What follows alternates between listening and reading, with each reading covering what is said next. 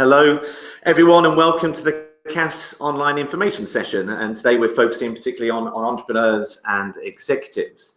My name's Alex Jones, so I'm one of the recruitment managers here at CAS. I've worked here now for 7 years, and originally used to work on the organizational side of the program, and then about 4 years ago I moved into recruitment.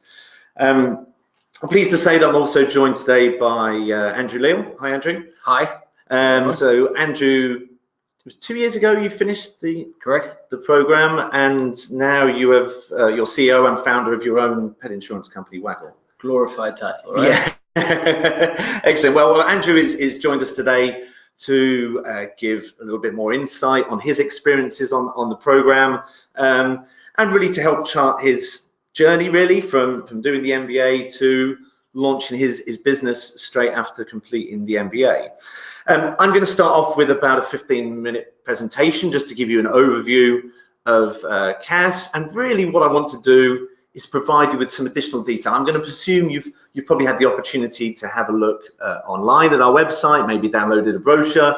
I want to provide you with some extra detail on there. Now, there's also going to be, I'm going to do a little Q&A session with Andrew, and there's going to be a great opportunity for you to ask questions as well. So please do post those on the chat box, and we'll be able to go through those as well. So just to start off, I'll just give you a little overview of the programs we have at CAS. So we have a campus in London and one also in Dubai. And the first three programs you see on your screen are based in London. We've got the full-time MBA. It starts in September each month, and that is 12 months in length. We've got 2 part-time executive MBAs, one taught in evenings, the other over long weekends. They are both 2 years in length. And we also, in Dubai, have a version of our executive MBA, which is also taught over the weekend. So you can see we've got 3 programs starting in September. And we're kind of mid-recruitment cycle for all of those, but there are still places available. And for the modular weekend program that starts next March, we're going to be opening applications for that soon. So from my experience working here, there's a wide variety of different kind of individual reasons why people undertake MBAs. But I would say that generally it kind of fits into about 3 different categories. For some of you, you're looking to make career progression. Perhaps you've reached a point in your career where you can't break through to that next level without an MBA. Some of you will be starting to see job adverts where an MBA is a requirement. Others of you will be looking to make quite a change. Maybe you've pursued one career already and you're ready now for a change. That could be a change of the role, the industry, or the location. And in some instances, it can be all 3, which is what we kind of know in the industry as the triple jump. The third example, and one that we'll be able to kind of go in more detail, particularly today, is the people with entrepreneurial aspirations. For those wanting to launch businesses for the first time, sometimes we find candidates already have maybe had a go or had some degree of success or maybe failure in their businesses before, and that's motivated them to do an MBA. What I find is that often people come with one idea and that changes throughout, and that's absolutely fine. At CAS, we're very open to that, and we see the MBA as a great opportunity for you to explore and want to give you the skills and the tools in which to make those changes and a safe environment in which to explore them. And there's a number of different ways in which we will be able to help you achieve those goals, and there's a bit of an overview on your screen, but I'll go through those in a bit more detail. I think the foundations on which everything is built is academic excellence. The faculty at CAS involve leading academics, policymakers, and also entrepreneurs. So this means they're world-class practitioners with real industry experience. So they don't just teach, but they also consult and advise to different companies, and they really have the finger on the pulse. This means they can then bring that knowledge and that experience back into the classroom. CAS has a very strong, and I'd say our kind of traditional strength and reputation lies within finance, being based within the city of London. We were set up as a business school just over 50 years ago. Over time, though, that has evolved, and whilst that still remains a big strength of CAS, it's not the only string to our bow. So strategy, kind of corporate strategy area, and entrepreneurship are areas of particular strength as well. And the entrepreneurial side of things, in the most recent FT rankings, they ranked MBA programs globally for entrepreneurship, and we were 5th in that list. I think location itself is one of CAS's key strengths, and I think a very important point for you to consider. We're the only business school to be based within the financial district, the square mile, City of London, and also right on our doorstep is also the emerging, or it's probably even more than emerging now, established Tech City area, which is one of the main creative hubs outside of Silicon Valley. And when I say we're on the doorstep, I literally mean that. Even as I'm speaking to you now, I'm kind of looking over these two different areas, and they're both within a few minutes walk of our front door. And that's important. Location is key. It allows you to network more successfully. Logistics play a part in that. To have the kind of companies that you want to meet, and the people you want to meet on your doorstep as well, makes networking a lot more effective. It also means that when we have events on campus, which happen on a weekly basis, say a key speaker comes in, people from the wider community come to hear them talk, and those other 100 people that have finished their work and then come to attend the event are the kind of people that you will want to meet and network with. So location is a strength, and it is also something that I think is a key factor for you when choosing an MBA program. And it's not just about connections in London, but also global ones. We have 9 international electives, literally all over the globe. We have an alumni network now of over 48,000, spread in about 160 different countries. The classroom itself will be one of the most diverse that you will probably find yourself within. Typically, we have around 70 to 80 students, and you've probably got about 30 different nationalities within that. We've got the campuses in London and Dubai, and there'll be some opportunities for crossover as part of that. And also, through the different clubs and societies you join, you will have multiple opportunities to network across other programs with, say, the Executive MBA students, and also with the alumni. And those are often industry related or more social. Whether you look at the executive or the full-time MBA, the structure itself will remain fairly similar. And I will ask Andrew about that a little bit later, and he can kind of highlight the areas that he really felt he benefited from. But in kind of broad terms, the first half is about fundamentals business. You study the core modules from marketing, finance, operations, organizational behavior. You have a fantastic international consultancy week, which you will do in a different country. It allows you to work on a real business problem and provide real solutions to them, so allowing you to put into practice what you've been learning, and also outside of your comfort zone. In the second half, it's all about focusing on your specific goals and tailoring the program towards that. You have about 30 different electives you can choose from, including the international ones, and also there's a final project that you do. And Andrew certainly will give us an insight on that in a bit. But basically, you can do that within a company, maybe as a research project. You could do it as a broader research piece into an industry area, or if you're looking to start your own business, you could use it to develop a business plan. You should really use that as the next stepping stone into the next stage of your career. Now, the careers and professional development services, this is something that permeates throughout the whole program. There is a wide range of services they offer. If it's mock interview assessment with you, a wide range of professional developments, so soft skill developments. They bring in a lot of external coaches for that, say networking skills, how to negotiate successfully, how to resolve conflict at work, executive presence at work. These things will really develop you, on a personal basis as well, and I think kind of changes the way that other people will view you because of this soft skill development. The careers team also there to invite you to key events.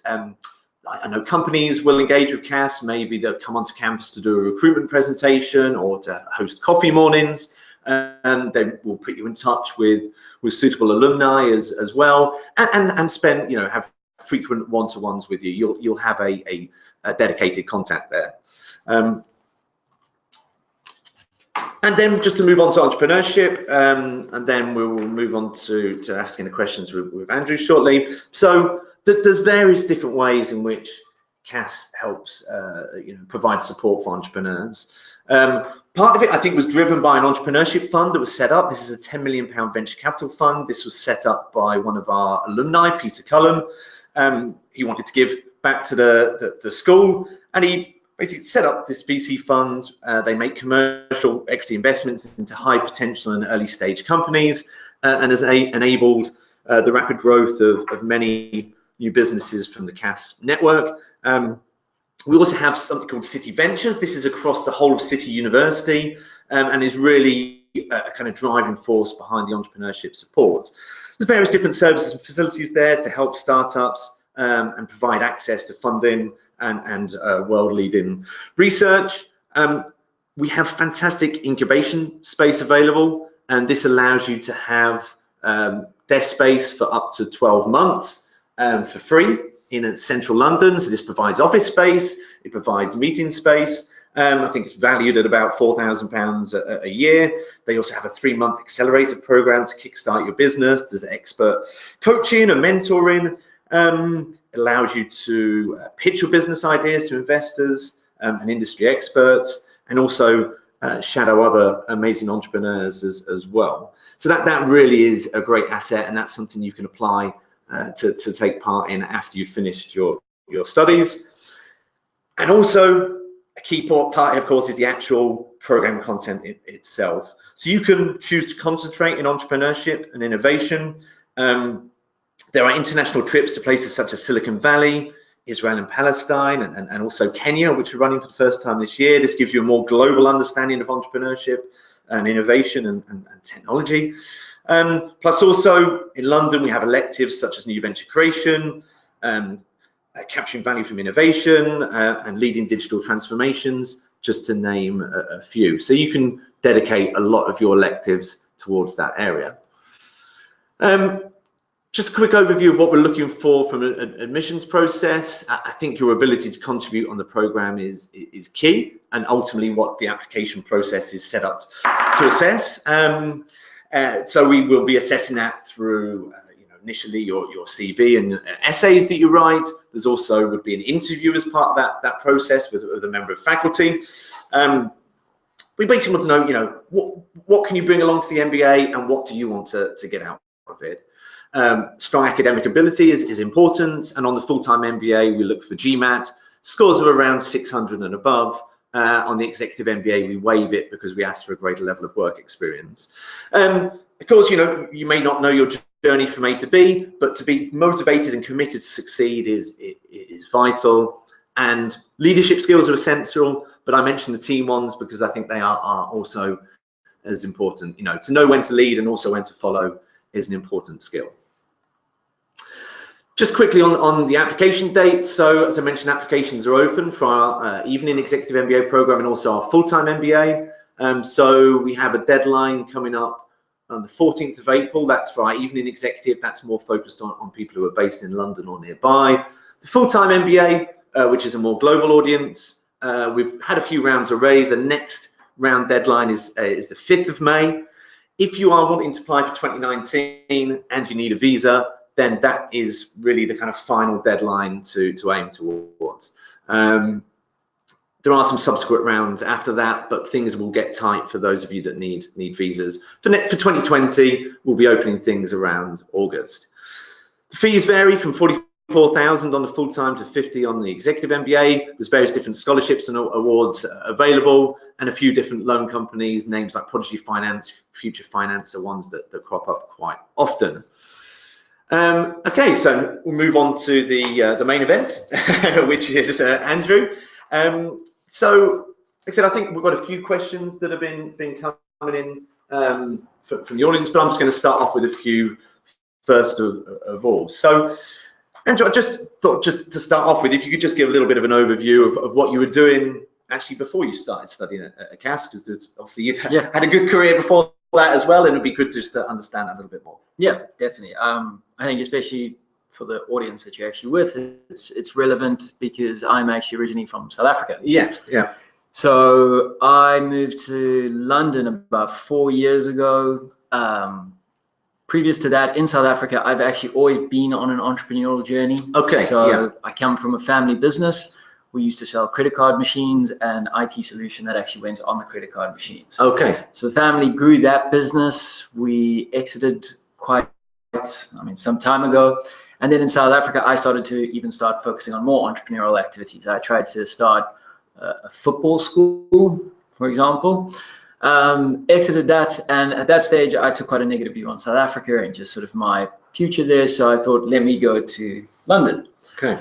So moved here. My whole family actually moved. We made a big move, big decision, got here, and we're still intrigued to actually do the entrepreneurial side. Started up what was a furniture business that was actually importing South African furniture to try to sell it here. Okay. If anybody out there is thinking of selling furniture, don't. It's not the right place to do it. But it came up with very quickly a learning that I actually didn't have nearly the network that I had from South Africa, and it's really important to actually just sort of have a little bit of grounding to know where you're actually going to go. So in my mind, that was a case of actually saying, great, I need to actually go. Let me look into this MBA idea. Let me find one that suits me, and let me go do that, and then see where that journey takes me. So then there was the kind of desire for that network, and the kind of desire to, obviously, some successes, some less successful in the entrepreneurial, but did that? So yeah, from my side, it was definitely a case of my background, like my previous degree, I did a Bachelor of Commerce, and I went all the way through to honors. So I had quite a broad experience in the business side of that.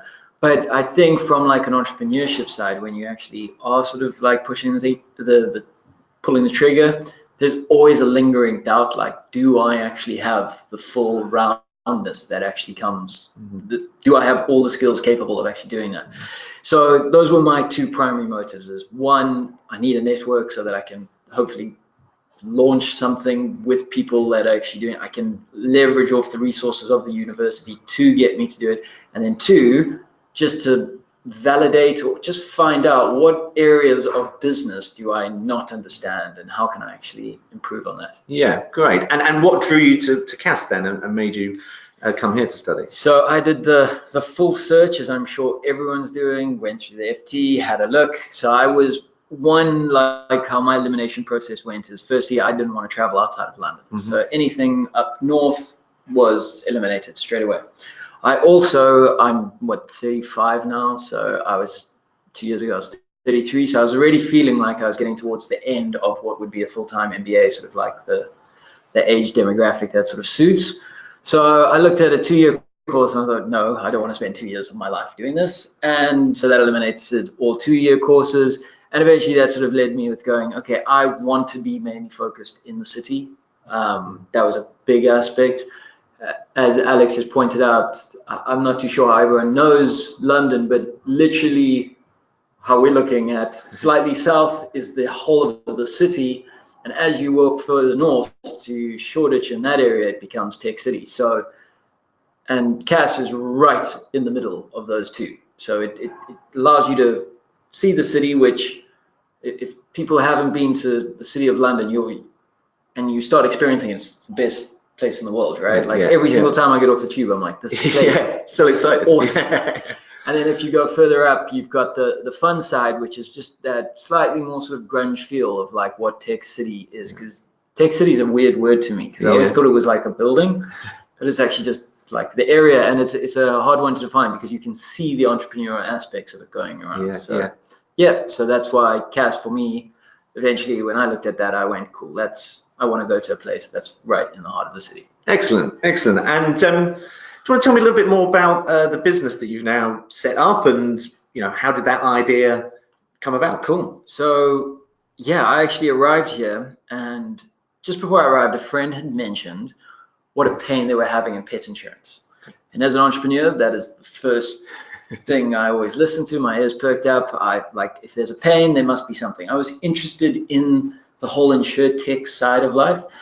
So I looked at it and thought, I have a feeling that currently insurance is just doing this in the most mundane way. I'm sure they're missing the whole aspect of like the fun element that comes with pet. And inherently, any venture that I go down needs to have an element of fun. So I have to have like that core bit of saying like, this is going to be like fun and challenging. So I came in here sort of like a bit primed that like, I think I want to do this, but didn't quite know which direction to take it. I have no insurance experience whatsoever. So actually, as it goes, on my cohort, there was a guy that has been doing insurance for 6 years. So in the first day, he stood up and went, I've been doing insurance for 6 years. I was like, cool, I'm going to go chat to that guy. So actually, the two of us, during the entire time, just worked on the idea whenever we had free time, because it is, an MBA is pretty time consuming. So constantly we're just revisiting it, testing different things out, speaking to the different people of the faculty, because I mean, especially on the insurance side, I guess the lovely bit about CAS is it's not just an MBA, you've got all the master's degrees, and certainly insurance is, the actuarial department here is the best in London as far as I know. Yeah, you've got the kind of talent resource here. Yeah, it's as top as it gets. So it was the ability to go speak to them and actually just bounce our ideas off, see what we would have to do, where we'd have to go. So. And did you find, from the point of view with faculty, obviously you've got quant-based things already, but could you meet those academics outside of class then and say, right, I'd like to just run this past you? Or they were open to that? Yeah, we met tons of faculty across. So firstly, insurance, and then secondly, actually like tech. Yeah. So cities, because I mean, CAS doesn't have a tech sort of arm, but City has a whole tech, you know, a computer science degrees and stuff. So there's that whole aspect, and I mean, that's just on the road. So. Okay, so that's good. So you kind of, like I said, as well as the abundant resources at CAS, you tapped into what also the kind of wider City University, because we've got 5 schools in total. Correct. And okay, that's great to hear. And what?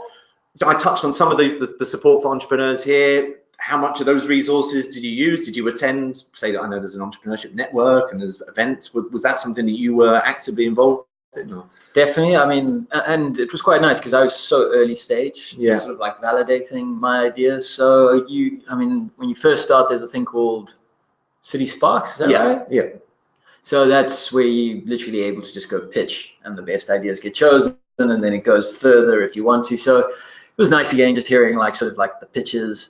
Definitely spoke to all the entrepreneur divisions because it's Venture Lab, is that what it's called? Yeah, they've got the City Starters. City Starters, yeah. So I spoke to them about it. They gave me like pretty solid advice on like how to actually go about quantifying whether my idea was relevant or not. It even went further that CAS actually even got a mentor in to come and help us actually go through the business plan. So it's one where you actually go through careers, and careers actually has an outside entrepreneur consultant that actually comes in and actually just directs and looks at your business plan and helps you actually focus it. And then during the first part, there are all the classes where you actually go, they have different topics that people are constantly talking about, and it's just people coming through to like have a guest lecture, I guess. Yeah. It's not quite that, it's almost like a classroom experience. So attended a lot of those just to hear like different people and how they were actually doing startups and what you should be thinking about. Okay, that's good to hear, because obviously if someone's an entrepreneur, they think, well, why I use the career services, but actually they still had a role in playing that with the resources that they had. Hugely, and I mean, as an entrepreneur, I guess the real thing is always to de-risk yourself. So yes, you are always looking to be an entrepreneur, but you've got to also be realistic in that it might not come through. So careers has a very valuable part to steer you along. Also, careers helps you actually speak to relevant people that could help your venture. So they're constantly speaking to the alumni, and That's good to hear. And I think that is a very valuable point. And the benefit of doing an MBA is, of course, it gives you that breadth of skills that, like I said, you've got backup plans. That if you needed to go back into the corporate world and work like that, then you could do. Okay, excellent. And I touched a little bit on the program content itself. I mentioned the electives and also the final project. Could you just elaborate a little bit more, maybe which some of the electives you did, maybe if there were any international ones, and also the final project, you can focus that on your own business idea. So it would be interesting to know if that's what you. I'll go one step even further. So to start off, the core things, the core modules. What I found from my business degree background is that didn't have a lot of extra to bring. But what it does do is validate that you actually do know what's going on, which is really, as an entrepreneur, half the bit is actually just keeping yourself at ease. The electives are great because, I'll give a specific example. You can do things like mergers and acquisitions. Now, I've never had the experience of mergers and acquisitions, and Cass has Scott Moeller, and the Center for M&A. Absolutely incredible elective where you actually get to experience it. He's got 20 years of experience in the actual in the industry. So, and his elective really just teaches you exactly what you need to know about what you would have to accomplish as a M&A, which is valuable as an entrepreneur because hopefully I'm going for an acquisition at some stage. So, where else was it? So which electives maybe did you choose to do? So electives wise, I guess that's relevant here. There are there are actually about 3 electives that are relevant for an entrepreneur. You can go to Las Vegas to do sort of branding and advertising, I think. There is the genuine startup elective, and then there is the entrepreneurship elective. Yeah. The difference between the startup elective and the entrepreneur elective is that the startup goes to really new companies, and they're both in Silicon Valley, so they're both San Francisco based. The startup one, we went, for example, to companies like Evernote. We went to, and I forget, it's probably one of the most famous incubators in Silicon Valley. You're meeting, again, actually what was fascinating is how many alumni are actually in Silicon Valley that are coming out to actually meet you and telling us their experience of how they were trying to raise money in London, sometimes failed, and then went across to Silicon Valley. So there's the network there actually that's even doing it. So yeah, that elective was absolutely awesome in terms of the international side because you got to see what it actually was like in the hub of entrepreneurship. Yeah, kind of behind the scenes kind of approach to things. Sort of focuses your mind to be great. Otherwise, I also went to China. We did the Iceland one, which was our strategic project. Yeah. And throughout that whole process, I think you on an MBA you get the huge added value of seeing just so much of what's happening in the world. Because as soon as you go into a career, you start getting pigeonholed, and that's your life is mine is now pet insurance. Meanwhile, when you're on an MBA, you get the scope of everything, and you see what everybody's up to. So it's excellent. It's a good. Yeah. Good. It kind of broadens the horizons in that sense. Yeah. Excellent. And what about the final project? Did you focus on your own business for that? Yes. So, as final project, you get to choose between either consultancy or your business plan. So I was already actually quite far along with actually deciding that, yes, I want to do Waggel. So I actually went and did it as my business plan. The mentor that I actually had was outside of the scope of the MBA. I again went down to the insurance department and actually got an insurance advisor to actually help me out.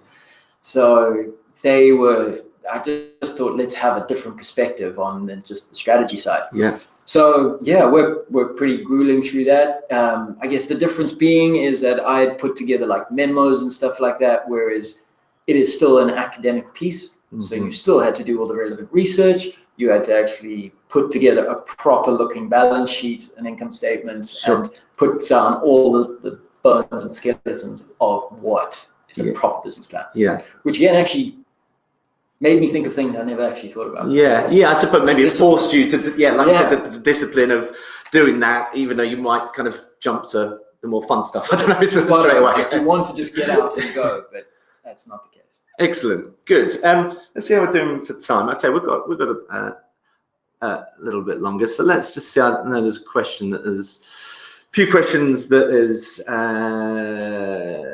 coming in. Okay, so question here from a candidate says, how important is it overcoming failures as an entrepreneur? So you've done different businesses, or you touched a bit with regards to the furniture, not quite, you know, kind of working as plans, you know. Yeah. How did that help you learn or become better in the future? No, huge. I think, again, like, failure is just another, failure I always actually thought was a harsh word for an entrepreneur, because failure is just another chance to learning, if you actually ask me. So as long as you keep learning and you can actually, you're not taking it to heart, you should be actually moving. It's a great way of actually taking you to the next step, and each experience leads to the next. I'm just trying to think. I mean, certainly even with Waggel, we've failed as much as we succeeded, like even up to now. I mean, we've just going through a Series A founding round, but certainly even to get to here, we've definitely made a lot of mistakes that have actually gone, if I had to do this again, I would do this very, very differently. So yeah, they're crucial to an entrepreneur. Yeah, okay, excellent, thank you. And just another question, I know you touched a little bit on the network before, but someone's asked, you know, how did the network you built during it help you develop that business? I don't know, did you network with, say, the Executive Mba students? I know you've used a lot of the resources from the academics and so forth. Have you employed people that you've ended up, you know, working here, or all right, so first up, the guy that helped me on my cohort. So as insurance goes, and not to get too bogged down in the details, we had to find an insurance carrier that's going to back the venture. We're not an insurance carrier. We sell on behalf of an insurance business. So that relationship is a very hard one to actually get. It took us a year to finally get somebody to actually agree to our crazy idea. But because of his network, we managed to first of all get probably about 4 that were interested. Because of his network, his knowledge, who he knew around the city, because he'd literally been doing insurance for the last 6 years for one of the major brokers in London. On top of that, even through actually one of the alumni, now the next hardest bit about insurance is actually getting a pricing model right, because how do you build, we had nothing. This was like, we didn't know, how do you figure out how much to charge someone for a pit? So one of the, what do you call the electors? The international? No, the people that do it part-time. The modular. Oh, the Executive Mba students. The Executive Mba students. One of them was actually an actuary for the FCA, and she put us onto a firm that helps startups build pricing models. Sounds quite relevant. So we managed to go through that to actually get a pricing model that allowed us to actually build a product that said, when we went to an insurer, we were like, look, we've got something. So those 2 things like just helped to do that. That's good, and that's pretty kind of direct, tangible examples. Like you said, a couple of people there directly involved in exactly what you were interested in, and it's a network, so it's spread. So like, because you spoke to that person, you speak to that person, and that was just from one guy. I got that entire network of London. Excellent. And I think that does give an insight. I said, you know, we talk about the diversity in the classroom. It's you know, maybe people initially thinking of kind of in different nationalities, but you know, it's about that diversity in industry backgrounds. And did you find that generally? I know there's a lot of group work. Were you with people from different backgrounds, or was everyone finance driven, or is it a variety? It's all over the place. I almost always think it's so beneficial for people who are doing stuff like engineering, science-based, BA-based guys. I was always jealous of them, because I felt like not only were they getting the network and everything like that, they were also getting all the experience that I had taken like 3 years to like learn in my last degree. So it was like a double hitter for them. So, and that's quite a key point that Andrew touched on, is that I think generally you will learn as much from your classmates, just that wealth of experience and education as well that Andrew brought into the classroom, and that is a big part of it. And through the group coursework you do, and a lot of it is group coursework to start off with, that there are exams as well, and the final project is individual, but you know, I think that group coursework is an important part of it. Okay, let's just see a couple of questions. I mean, do you feel that there's any specific skills that you learned on the MBA which you could say, right, on a fairly frequent basis, I I use that. Could you be as precise as that? As I said, my biggest one that I actually took from this was that I've got this, which is a weird one. I know that doesn't sound like it's more a case that you just start, let me paraphrase. So first of all, it's great. It reinforces the skills that you do have. There are definitely skills that all of a sudden you start learning that I can tell you now, like in my company, I've got a whole lot of people that are mainly tech focused and stuff like that. And they struggle to see the broader vision that you actually ascertain by being from an MBA. So for example, things like you learn about culture from organizational behavior. Now that sounds like a very wishy-washy term until you are actually sitting in a startup where I've got guys coming in very late, leaving early. The tech guys just want to build. They don't actually care about strategy. And like, as a culture, you're not fitting in. And you have to be able to give that direction and that steer. So that's the sort of like learning that you get to be like, cool, I need to actually do this. In terms of actual people, which I think like your cohort, you learn to be a lot more acceptant of people's views. Because you're working so closely with everybody. So you learn to be taking the appreciation of actually listening to everyone's views and realizing that if you put an idea out and you actually take everyone's ideas as a collective whole, it's a lot stronger. So it's another huge learning I had, just to actually sit and listen, no matter who it is that's speaking. You can actually really learn just a ton by doing that. Good. And like you just touched on at the start, I suppose it sounds like it just gave you that confidence, I suppose, to say, like I said, I've got this.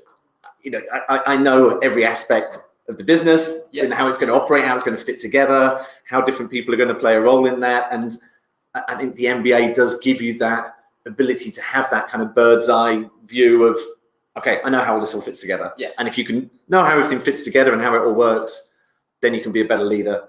Precisely. And, you know, and it's, I mean, as an entrepreneur, it can be sometimes a very lonely journey, because a lot of times people are saying things, and to be honest, they're saying it from a point of ignorance. They don't mean it to be that. But when they're saying it, you've got to be brave enough to be like, no, I actually agree with my decision here. Because I know it because of the learnings that I've actually had in the past. You got the backup, but And it's tricky because there are definitely times where you want to just be reactive, where you want to like, oh, something's not going right, I'll just quickly change it. But again, actually your training and over the time teaches you to go, no, I need to re-question this and actually get to the root cause. Excellent. That's a nice summary there. Okay, and we've only got a few minutes left, because I know you've got to dash off, and there have been some other questions come in as well, so I will be able to cover some of those as well. Okay, and I think this is a great question. What would be your general advice to, I think, well, before starting an MBA, just full stop, you know, what could maybe on reflection you think it would have been good to know that before I started, or maybe with choosing an MBA as well? Fair. So I think take your time to go see the different campuses. I think you'll find one that actually, it's a weird one. You've, as anything in life, when you actually get to a place, you actually understand the culture and the people. So CAS is very much similar to myself, how I like, even just from the building and what it looks like. I enjoy just the outlook. You meet the people, such as yourself, Tony, extremely passionate about the place, so you start getting that sort of sense. In terms of actually what to do before starting, I think it's a case of you're about to embark on a journey with a bunch of people that will become extremely close to you for a year. So go meet them. They have a whole lot of time before you even get to the MBA, just to go see them. Go experience what London's all about. You've got the MBA itself flies past. So, and once you leave, you do scatter quite a bit. Everyone goes sometimes back to their respective company and country and stuff. So before you come here, just embrace it. And I think that is great advice, because some of it comes down to that, like I said, that gut feeling of, well, where do I want to be? Where do I fit? And I completely echo Andrew's comments there, and that's a great one. We have different points of contact that you can sit in on a class. We have one-to-one consultations over the phone. We've got a great resource now online called Ask a Student. So we've got about 15 of our current students available. It's on the main MBA page. You can then contact people through that and ask them questions. And yeah, I think getting those different research points, those different opinions, you know, is going to be key for making the decision.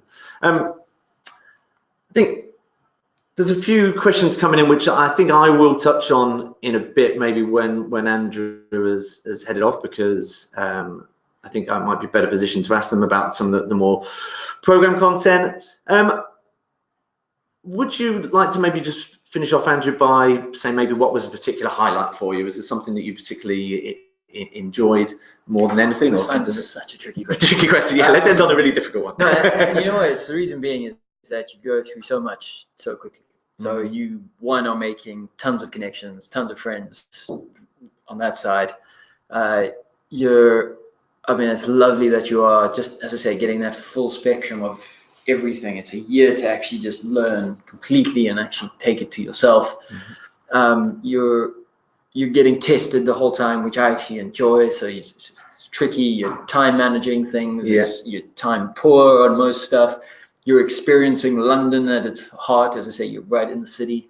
You get to go on the electives. I mean, like going to China for me was huge. I've always wanted to see what China was like, but there's such a difference from going to see a country as a tourist compared to some place where you're actually going and you're going into the companies and getting a sense of what is the actual culture there. So hard to put like my finger on one, because it is, the whole thing is just so a year worth of just something new and different pretty much every day. Excellent, Andrew. Thank you. Well, Andrew, I really appreciate you giving up your time. I know you're incredibly busy, and we'll continue to be busy for many, many years. And I wish you a lot of success with your company. And it's really great to get your insights. And I think for the audience as well, you've given some great tips on entrepreneurship as well, which is have been a great value. So thank you. Cool. Excellent. All right. Thanks very much for your time, Andrew. Cheers. All right. Goodbye, everyone. See you soon.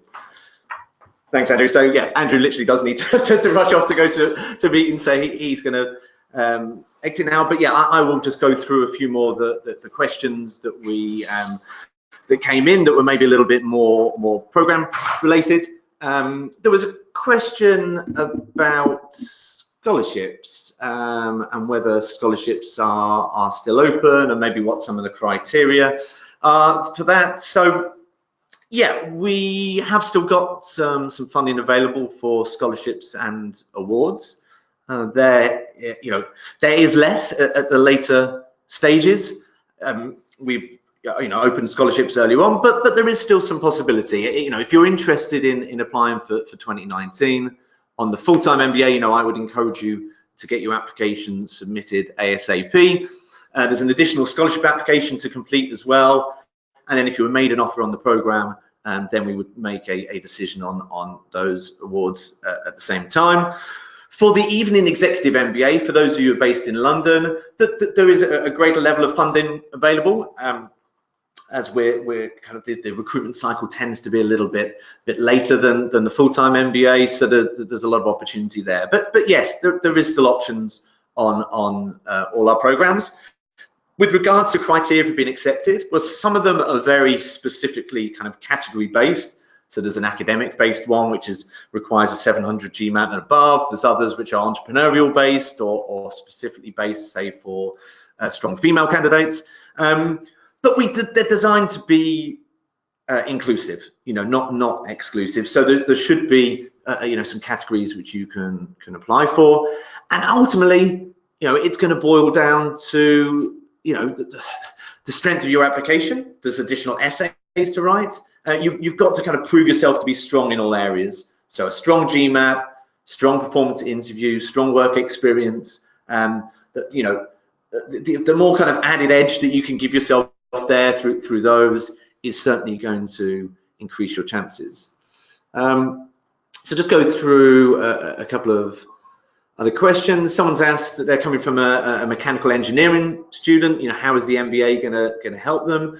I see quite a few students who apply and go on to join CAS with engineering backgrounds, I think the skill set that you develop in that can be very good for an MBA, whether that's the project management, the problem solving, and also I think I see that translate into quite interesting transitions. I've seen a lot of people come from engineering backgrounds and move on into management consulting based roles, and I think the MBA specifically helps people transition from the more technical background to the more business and operational and strategy based. That's through the range of skills. Perhaps, I mean, Andrew came in with quite a lot of the knowledge in the core modules, but a lot of people won't do. So I think just through that first half of the MBA, it will give you that breadth of knowledge.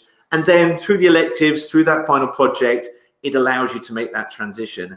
And I think for all of you that are looking to maybe make quite a big change, it's all of that that will make that successful. When it comes to an interview, a stage, the fact that you have got that in-depth knowledge, you will have done some up-to-date research through your final project and other case studies that you've worked on. It's through that you can really instill confidence in a future employer that you are the right person for the job and that you are ready to make quite a big change from what you've done already. Someone's asked about GMAT, whether this is the most important criteria. I wouldn't say it was the most important. You'll hear the word holistic being used quite a lot, but it is true. We do look at everything holistically, and I think the biggest focus is on your work experience. But we want to make sure you've got a strong academic background. So scores, like I said, of around 600 and above, is what we're typically looking for. What you can do, I'll just move on to just the final slide here. So the email address there on the screen, cas-mba@city.ac.uk. If you want your profile to be assessed, the best thing to do is to email through to that. We also have a form online as well where you can submit your CV. We can provide feedback on your CV, and kind of, like I said, check we're a good match for each other. We can then set up a one-to-one consultation, either with myself or one of the other members of the team, where we can talk through on a more individual basis and answer their questions. And through that, then we can start to give a little bit more kind of holistic feedback on your profile. Then it comes, of course, to the application itself. Get submitted your essays, which allow us to tell you a little bit more about yourself, kind of really, kind of bring your CV to life. And there would be references as well, so we want 2 references. If we're happy with all of that, then we move on to an interview stage. The interview is conducted by a member of faculty. They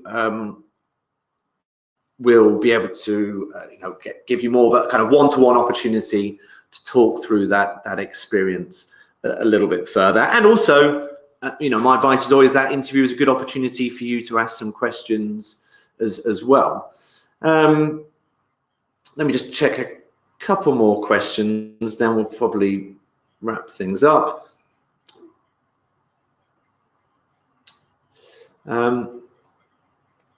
Okay, someone's asked a little bit about kind of the average age of the cohort, and this person in question is 34, and they're wondering, are they perhaps too old now to do the MBA?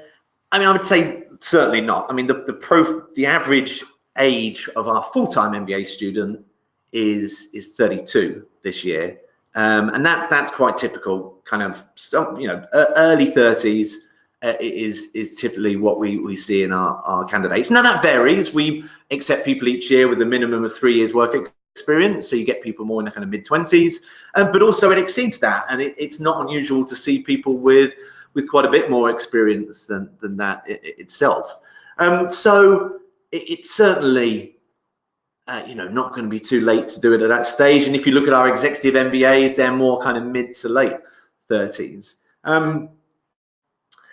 I think a lot of it is going to be about your goals. The question kind of goes on to say, what are those challenges of being a bit older? Yeah, I think maybe, you know, it depends exactly on your career goals. There probably are some industries that could be more of a barrier, perhaps. And this is something that the careers team are going to be very important, you know, play an important role. They're going to have meetings with you at the start. They're going to do a little bit maybe on your LinkedIn and CV beforehand, but they're there to give you that in-depth advice. They all work within the higher education sector now, but all come from the kind of private sector and various different industries. And they're going to want to, you know, look, what are your strengths? What are your weaknesses? How are we going to address that? You know, is the specific course content you should focus on? Is the specific professional development? You know, which are the right networking events for you to attend? You know, how are you going to be able to present yourself to be the strong candidate? And if you've got weaknesses, how are you going to overcome them? So, yeah, I really don't think you know, an age of 34 is too old to do the MBA. And like I said, it's not far off what we typically see. So just, I'm going to take one or two more questions, and then we'll bring things to a close. And there's going to be a recording made available as well if you didn't join us from the start. What is the deadline for 2020 intake, first round? So we haven't announced that yet, but I would expect that will be around late September of this year. Other question, do you accept GRE scores as well? Yes, we can do, as long as they're equivalent to 600 or above in GMAT. So that pretty much concludes the questions. You know, as you've got other questions in the future, then please get in touch. I think, you know, Andrew touched on it. You know, engage with us. You know, let's have conversations. Let's talk things through. There's various different bits of resource, like I said, student contact or class sit-ins. And of course, if you want to be considered, then you need to apply. And that process, typically from applying to kind of interview, you know, potential offer stage, is around about 3 to 4 weeks typically. But yeah, that concludes the presentation. And like I said, after this, other questions, please get in touch to the email.